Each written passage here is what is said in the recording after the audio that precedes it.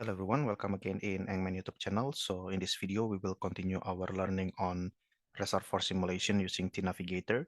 And we are going to use example case from tNavigator. Today's topic is about reaction. We will have reaction, but the application of this reaction is actually to inject chemical tracer from which we can infer the residual oil saturation, something like that. I will not talk a lot about the theory behind the reaction, behind the tracer itself. I just will show you what will happen in the reservoir, in the data set, in the scripting, something like that. Okay. And maybe for myself, the main point here is to show you that we can exercise reactions in reservoir simulation. Okay. So this is our model. It's quite a simple model. Let me change the direction first. Click on this, flip vertically. So that direction points to the north. As usual, we are currently looking at the pressure in 2D map. Let's check the 3D map. Okay, so it's like this. And then let's check the initial properties, block X, Y, Z. And you can see the difference here. It's because we have LGR, local grid refinement, right? Like this. Block X, Y, Z, the depth. Okay. And then tops net to gross porosity, permeability along X, Y, Z aquifer. Okay, so we have bottom aquifer, but from the edge, right from that side. And if we go to 2D, can we go to average? You see, so this is the direction from which the aquifer water will encroach into the reservoir. And then again, the pressure. So from that side that is connected to the aquifer will have, of course, the higher pressure. Saturation of oil, so we have a good saturation there, especially at the top of the reservoir. Water, gas, ternary, and then other properties. Okay, and you can see here, this is a calculated model, and we have many components. Basically, it's a compositional modeling. We have for water, alcohol, acid, ester in aqueous phase, C1, hydrocarbon C2 and C3, C4 and C6, C8, and ester again, but this is the hydrophobic. This is the ester that has connection with the hydrocarbon, but this one ester site that is going, that is connected to the aqueous phase. So ester has two connections. With one is hydrophilic, which is aqueous, and hydrophobic. So it will tend to the hydrocarbon. Okay. And then fluid in place, water in place, oil in place, vaporized oil in place, free gas in place. Regions, let's see. We have only one PVT region. Okay, good. Saturation region only one. Rock compaction only one. Equation of state. So all of which have only one region. Okay. Okay, no specific regioning. Okay, good. User cut, no. User map later. Oh, we will not use user map. Okay, so that's it. That's it for the model, introduction. And let's open the dataset. Okay. All right. So of course we open with run spec and title, and then I put it here, the description, so you can read it with me. So now we will have single well chemical tracer test. This is a quick method of assessing the residual oil saturation. Ethyl acetate ester is injected into the reservoir in a mixture with water. Okay, so ethyl acetate ester with water. Over time, the ester partially undergoes hydrolysis and turns into ethyl alcohol or ethanol and acetic acid. That's why we have component called alco, which is for alcohol, and acid, which is for acetic acid. And then ethanol mostly resides in the water phase, yeah, while the remaining ester is distributed between water and oil phase. After some time, the same well turns from injection to production. Ester and ethyl alcohol or ethanol are monitored in the produced fluid. Due to the different phases distribution, the production of ester and ethanol peaks at different times, from which the residual oil saturation is deduced. Okay, so actually in the example given by tNavigator, there will be calculation from which we can calculate the residual oil saturation from the difference of peak time between ester and ethanol production. But I will not explain about that. Okay, we'll just show you the mechanism of the coding of the, the simulation behind whatever it is about the scripting. Okay, not about the physics of what really happened in the reservoir. All right. So here in the example or the template case given, we have skip and skip off. This is actually not important here, but you can use skip and close with skip off if you want to literally skip a section, a data that you already write in the dataset. Okay, so you can open with skip and then you type in whatever, anything, keyword, information, data in this section. But for that particular run, you want to skip that. It's not important for that specific run. Then you open skip and close with skip off. Okay, but if not, then you don't need to use skip and skip off. Okay, and then this is just for, yeah, detail calculation, but since we don't use, or since we use no, it's actually not applicable, the, flash calculation, run control, DT minimum, this one. And again, skip on and skip, it's almost similar to skip and skip off. We will not use these two keywords now in this run. Start of the computation, we will have oil, water, dissolved gas. We will use metric unit. Okay, this is the grids, x to the x direction, 10, right? And 10 to y direction, 10 to z direction. Tap dims, well dims, equal dims, I already explained it in previous videos. Unifit, unifound, unifin, right? LGR, here we have LGR, okay? And I already have a specific video about LGR in my previous videos. You can check at the tNavigator playlist. Now it's new for us, comp W. It enables the it enables the multiple water component. So we will have 4 water components.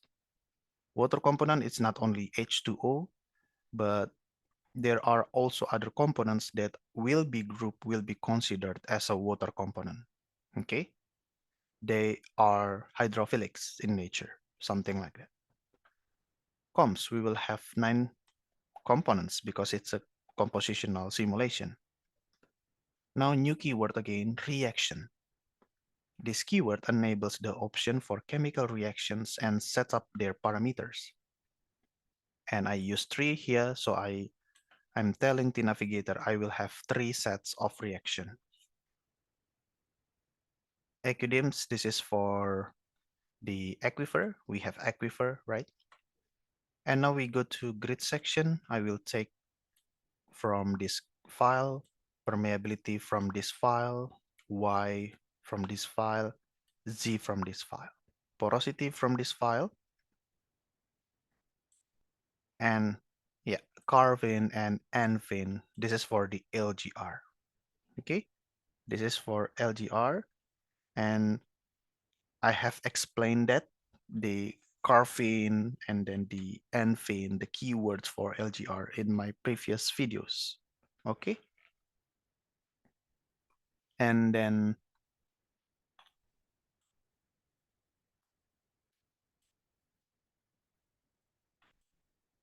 okay, so you can calculate here 1, 2, 3, 4, 5, 6, 7, 8, 9, 10. So that's why you have, yeah, 10 here. So 5, 6, 5, 6, it means that it will be located at 1, 2, 3, 4, 5, and 6, right? The LGR will be located at 5, x equals to 5 and 6, and maybe 2D, y in 1, 2, 3, 4, 5, and 6. Okay, and from Z direction, maybe we can go to layer. It should be JK 2, 3, 4, 5, 6, 7, 8, 9, 10. No, but yeah, I mean this one.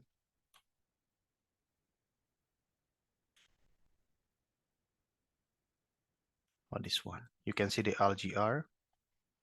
1, 2, 3, 4. Yeah, I mean for the Z direction, we will have the LGR from 1 down to 10.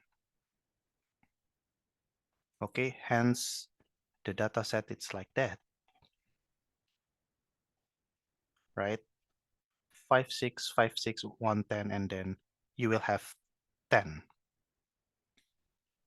10 to the X direction, Y direction, and Z direction, and then close with Enfin. Okay, so that's it for the LGR, and then we will take the properties from property section, this file, and then solution. This is, of course, the equilibrium, okay, for the initialization. And then this is also new, WMFF FVD. This sets molar fraction dependence on depth for water components. So at this depth, we have molar fraction of this for the 4 water components. And for 2700 depth, this is the molar fraction. Okay, this is, of course, for the aquifer. Okay. We will have Fatkovich model. And then this is also new, AQ's trio sets water composition. So we will open with aquifer ID. So this is the, ID1. We only have one aquifer, and this is the molar fraction. Okay, so sets water composition for the aquifer, and this is the aquifer ID and molar fraction. So we only have one molar fraction, or 100, for the water itself. And AquionCon, this is again the detail for the aquifer. This is for the report result. summary include schedule. Okay, so that's it for the dataset. Now let's go down to grid. Will not be very different. This is for perm X. This is for perm Y. Nothing special. And then perm Z will be the same. Puro, right? Important thing here is actually properties. Okay, this is for properties, relative permeability. We have capillary pressure there. This is relative permeability endpoint with Corey function for gas. And we will have also the Corey for gas. Oil wet immiscible, the relative permeability again. Okay. Now we define the 4 water components. We have 4. The first one is water. And we, by the way, will use this keyword W for water and names for the water components names. Water, alcohol, acid, acetic acid, and then ester, the hydrophilic site of the ester. Okay, and then this is the molecular weight for each water component. Okay, and then this is PVTW item 1. This is for the density. Okay, and then equation of state. Now this is for the hydrocarbon components. C for the carbon, names for the name of the carbon, the hydrocarbon, I mean. So we'll have C1, and this is the lump component, C2, C3, C4, C6, C8, C13, C18, and so on and so forth. And we will have ester, the hydrophobic part of the ester, right? So ester has 2 components, the hydrophilic and hydrophobic. The hydrophilic is ester EQ, hydrophobic is ester only. This is the type. If you want to go into the detail, you can open the tNav manual, of course. This is the molecular weight for each of the 9 components. 1, 2, 3, 4, 5, 6, 7, 8, 9, right? Critical pressure, as usual, critical temperature, critical volume, eccentric factor. All right, and then this is the molar fraction. Okay, and then binary interaction between each component. And then we'll have reaction. I said it before. And this is new for us, store Ec. So this specifies the stoichiometric coefficients for all reactants in each chemical reaction as a line of numbers. So we'll have 3 reactions, and these are the stoichiometric coefficients for all the reactants. And so we will set the hydrocarbon first. So that's why we will have 1, 2, 3, 4, 5, 6, 7, 8. Sorry, 1, 2, 3, 4, 5, 6, 7, 8, 9. First 9 of the hydrocarbon components, and then continued with the 4 water components. So 0, it means that they will not be involved in the reaction, and 1 or any positive number, they will be involved in the reaction for the 3 sets of reaction. And stop prod, this to specifies the stoichiometric coefficient for all components. I mean all products in each chemical reaction. So for example, this will be, water will be consumed in the reaction, ester aqueous will be consumed in the first production, but we will produce alcohol and acetic acid from the first reaction. And then here ester will be consumed and ester aqueous will be produced. This one, ester aqueous, will be consumed. Ester, hydrocarbon ester will be produced. And then this is the reaction rate. I mean, rate constant of the chemical reaction. We have, 3 reactions. So the fastest reaction will be at the reaction 3. And then this react fast. So this is to specify the component phase in chemical reaction. So you see we have water phase and ester, all phases. Okay. And react act, this is to set the activation energy for chemical reaction in metric unit, kilojoule per kilogram mole or kilojoule per kilomole. The activation energy is constant for each reaction. So here we set activation energy to be 0. It means that the reaction will just happen, automatically, naturally. So you don't need to provide any, additional energy like heating, something like that, higher temperature to activate the reaction. Okay, the reaction is spontaneous. It will just occur. You don't need to provide any energy to activate the reaction. So that's the activation energy. You need to provide that amount of activation energy to activate the reaction to happen. Okay. And then react chord, this is orders of chemical reaction with respect to the component. This parameter can possess different values for the same component at different reactions. Okay, and then others. Okay.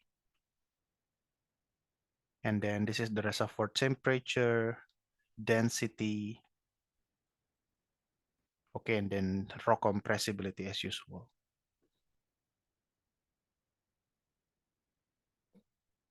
Okay, so far so good. And then, yeah, maybe we can start to run. And sorry, this one will be better. Okay, and then let's see the water and then molar density of the alcohol. Okay, still running. And then acid, ester aqueous, you see there. And then C1, not C1.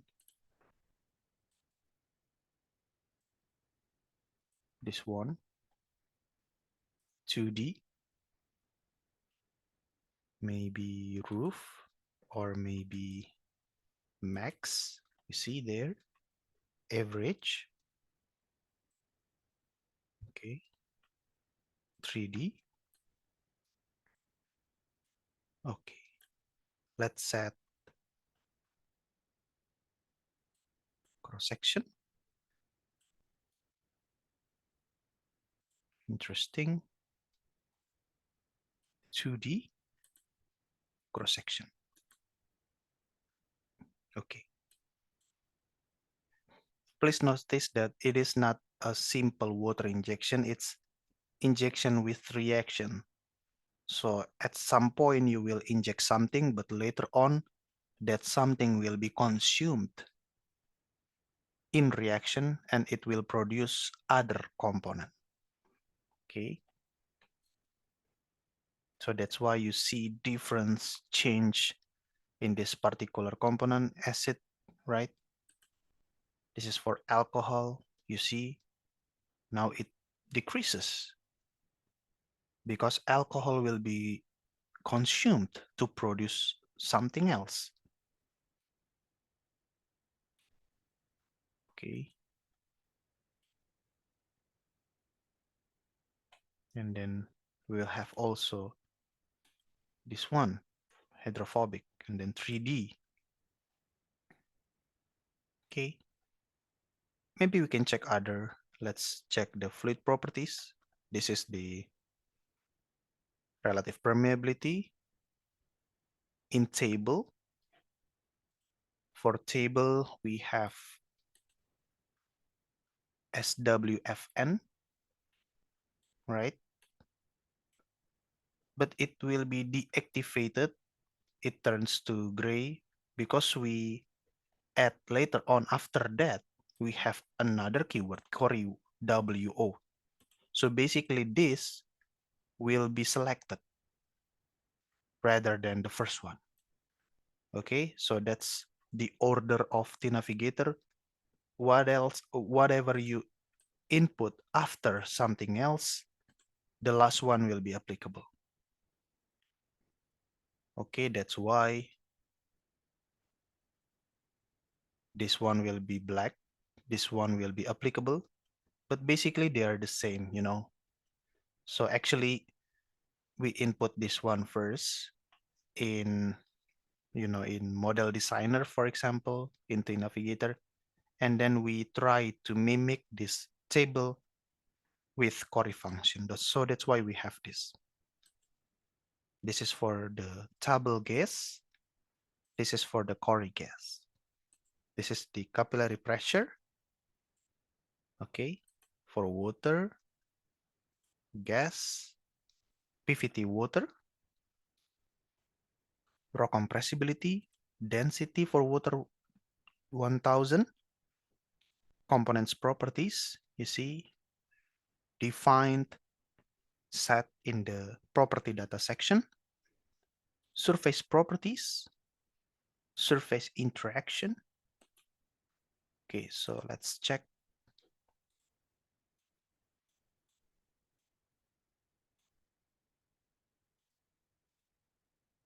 Okay, so I just want to go into a bit detail about Z factor and,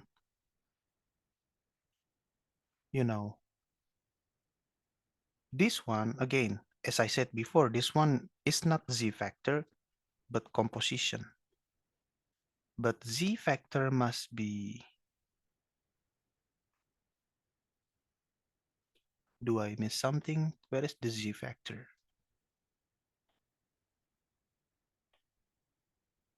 Do we have secret here?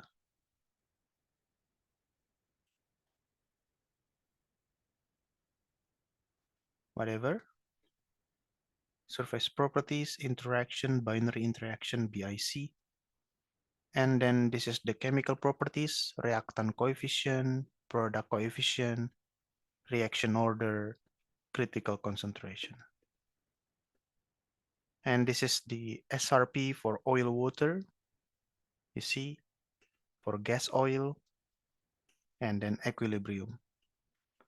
SRV for oil, okay, we define that in this table. Okay.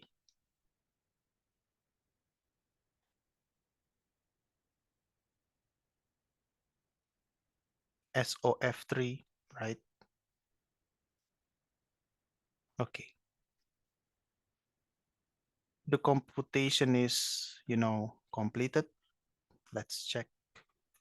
But maybe one last thing.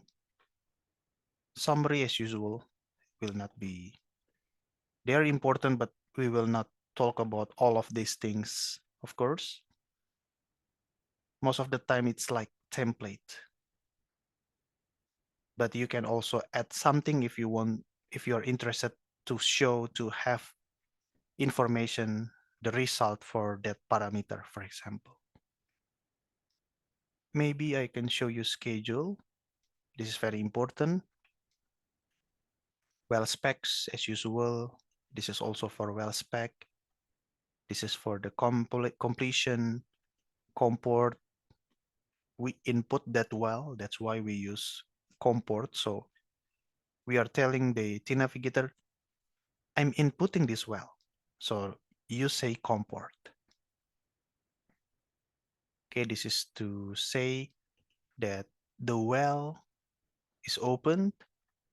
W conprod, this is the constraint for the production of that well. Okay, so it will be constrained by the bottom hole pressure. Okay, and this is the time steps. Okay, first the well is shut and then the well is open again. And this one is important now. Specifies the composition of mixed injection stream in molar fraction in compositional model with multiple water components. So we have well stream Z, something like that. Z usually molar composition.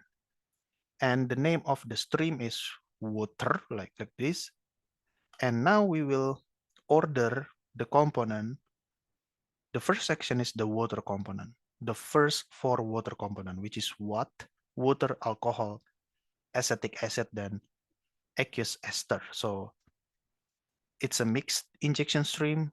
90% is water, 10% is, aqueous phase of ester.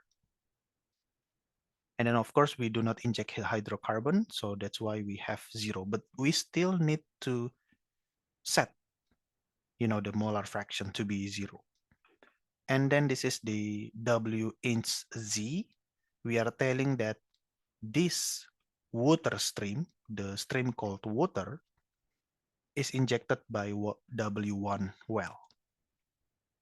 This is the temperature, and this is the injection constraint. So the constraint is, rate. And 350, what is the 350? Let's check the rate, uncheck everything to show you injection rate. So it's 220 standard meter cube per day. Okay.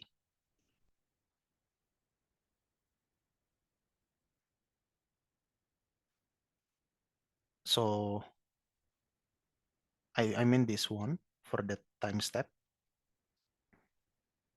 So 350 is actually the maximum injection pressure.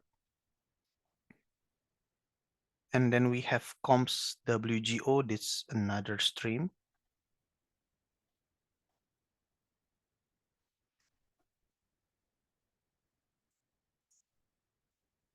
Okay.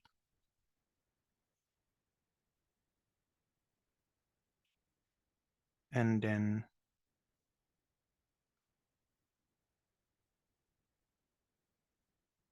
the next time step.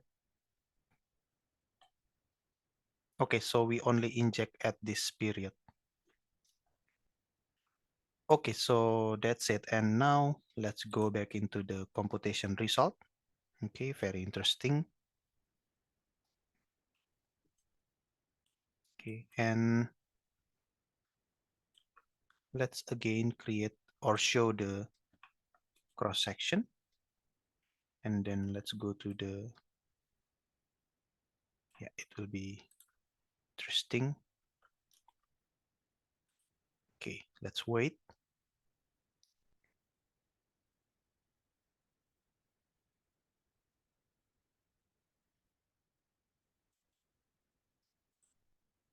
Okay, I will make another, or I will,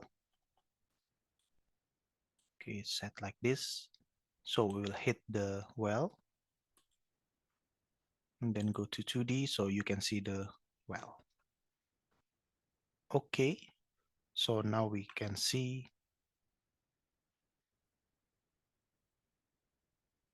Okay.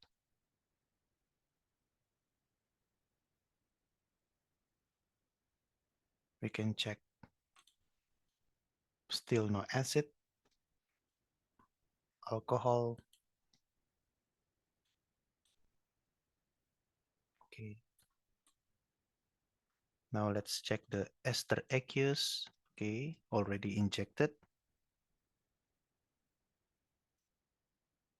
You can check the molar fraction, gas molar fraction, reaction rate, molar density you see here.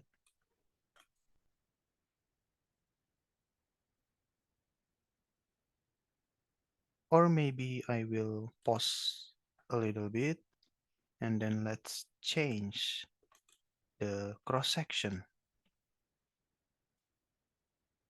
You know, this one is not very good because we have tops there. I will just change the to be like this. I think it's will give us better view. Hopefully. Okay, so like this. Okay, beautiful. Close 2D. Now it's better. Continue, please. And can we hit the well?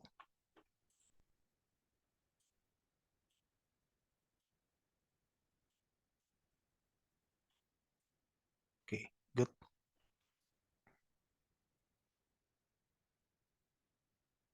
So we are looking at the ester aqueous phase, you know. Now let's check also the ester component there.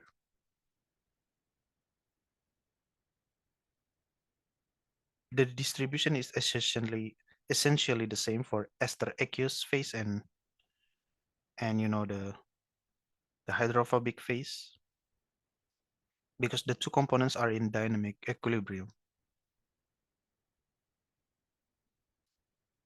Now let's check also the graph, oil rate, water rate, okay, and then already the injection rate. The well was left producing for a year, okay, this until the injection test because we want to, you know, simulate the development of this field. Okay, and you can see a spike in water production rate because we inject something. And then we can also go to analytics, not ratio, expand, or maybe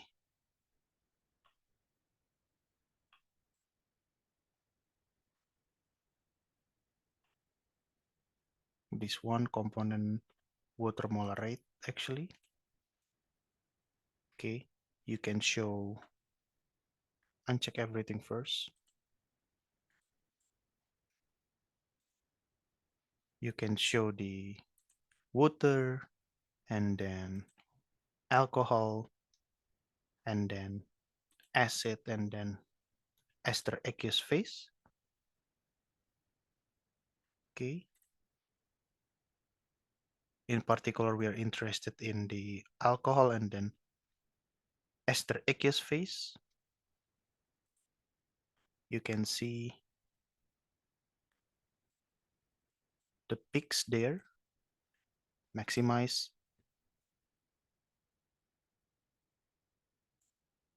Okay, if I maximize again. So they peak at different times. So this one is at, you know, 2020 May. This one is June.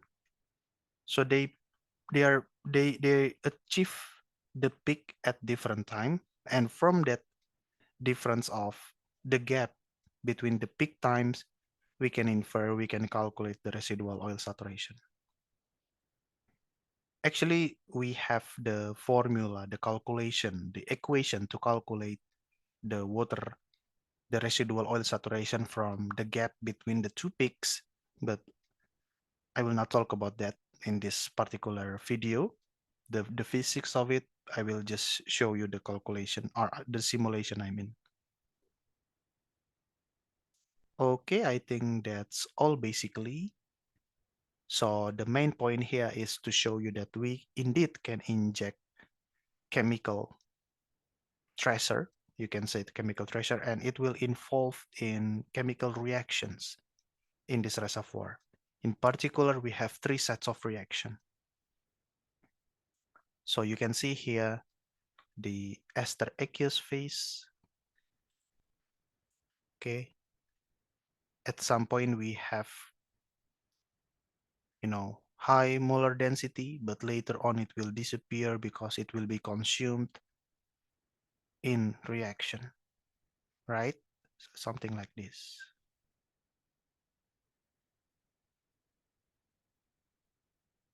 Interesting.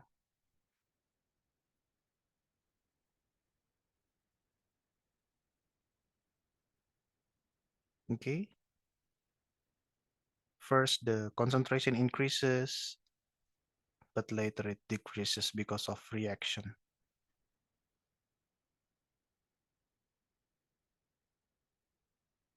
And some of it will be produced also.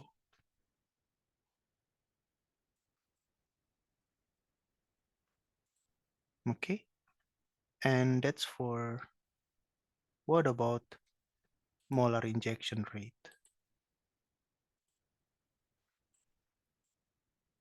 Yeah, I think this one.